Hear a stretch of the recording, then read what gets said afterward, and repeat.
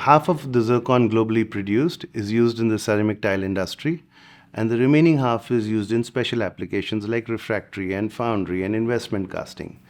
So in ceramics, zircon is used as an opacifier, as a whitener, and it provides some hardness to the glaze. In glaze compounds, in the surface applications, they use the opacifier, the micronized opacifier. In the frit manufacturing, they use a coarser product called zircon flour. In the engope, similarly, they use a different form of zircon.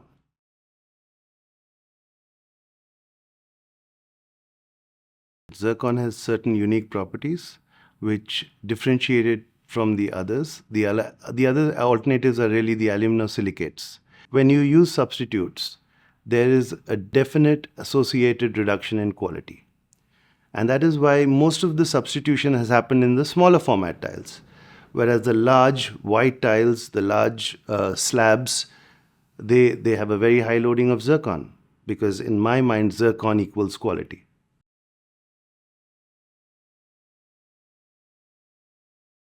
Basically, zircon as a mineral is like beach sand. It's typically about 100 micron, the average particle size. And for use in various applications, the particle size has to be brought down and thereby a certain bulk density achieved. And this process of particle size reduction using a ball mill is called milling.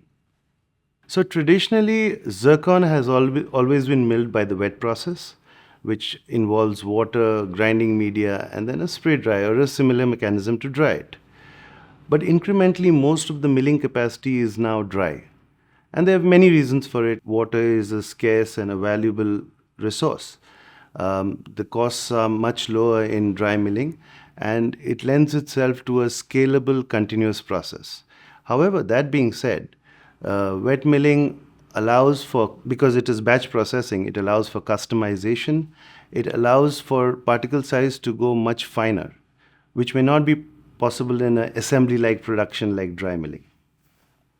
Yeah, so the dry milling process is quite unique, as in it doesn't use any water, and it's a continuous process, which is really the hallmark of the process.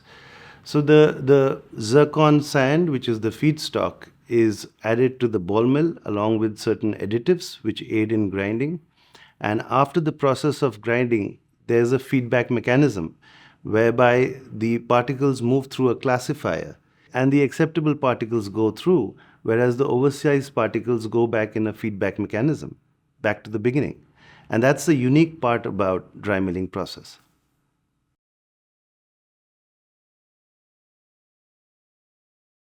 Typically, you have three types of zircon grades. One is the coarse flour, which is the 75 micron. There is the fine flour, which is 45 micron. And then there's the micronized zircon, which is used in ceramics, which is 5 micron and below. So the particle size distribution is really the secret sauce that differentiates various millers. Being able to repeat the curve day after day, month after month, and year after year is really what defines success for milling.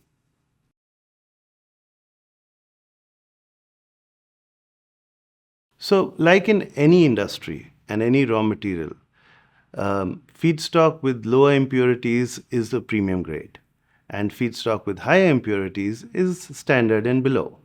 So, in zircon, the key impurities are iron oxide and titanium. Higher levels of iron oxide and titanium really destroy the performance of zircon. However, in certain non-ceramic applications, a higher tolerance for iron oxide and titanium is allowed and is often encouraged. So, premium sands largely for ceramics, standard sands largely for non-ceramic applications.